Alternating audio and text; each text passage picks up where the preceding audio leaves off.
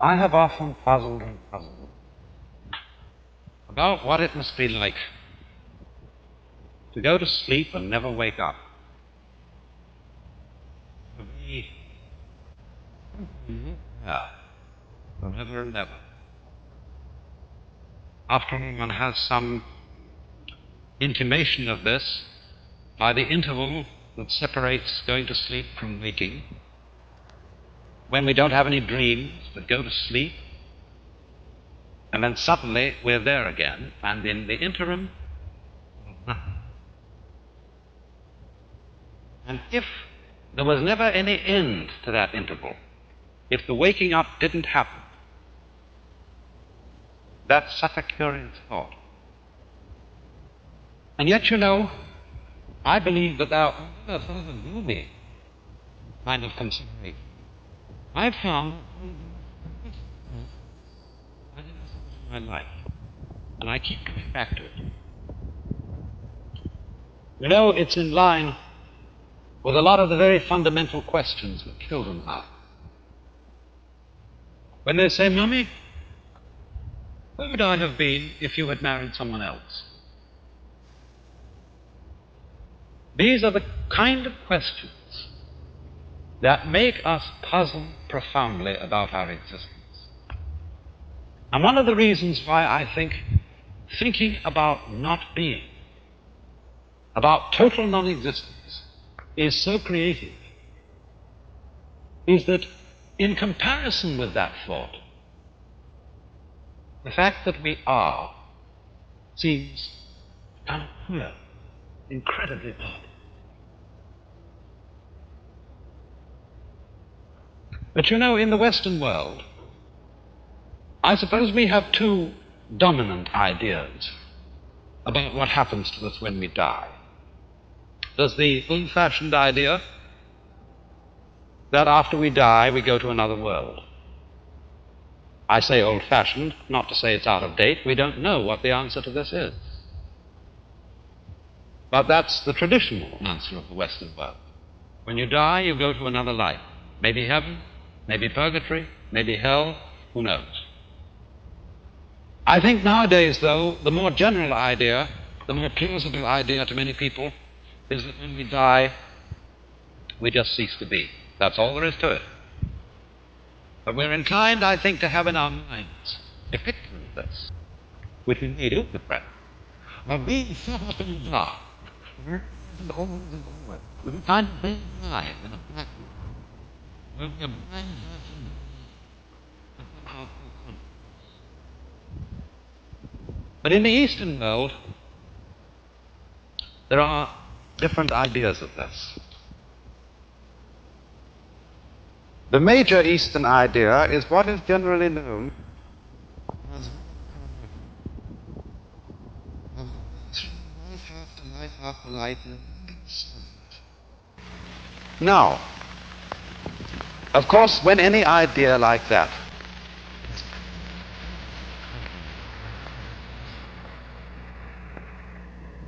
is a process of rebirth.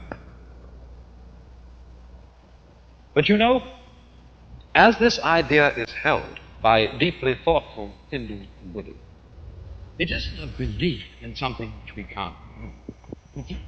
It's think of it in this way. Supposing I make two statements. Statement one: after I die, I shall be reborn again as a baby, but I shall forget my former life. Statement two: after I die, a baby will be born.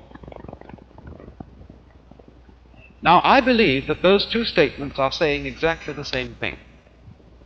And we know that the second one is true. Babies are always being born.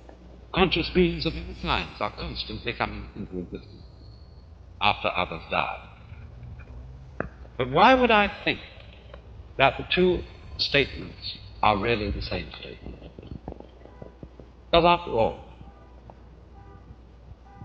if you die and your memory comes to an end, and you forget who you were, being reborn again is exactly the equivalent of somebody else being born. Because we have no consciousness of our continuity unless we have memory. If the memory goes, then we might just as well be somebody else. But it seems to me that the fascinating thing about this is that although a particular set of memories vanish, there in other words, we are deluded by a kind of fantasy. If we think of death as endless nothingness is not only inconceivable, but it's logically absolutely meaningless. Because we aren't able to have any idea of that sensation of nothing unless it can be compared with a sensation of something. These two things go together. And therefore, I think what is meant is that the vacuum created by the disappearance of being, by the disappearance of memory, is simply filled by another being who is I, just as you feel you are I. The funny thing, though, about being I, about feeling, about a sort of sense of being,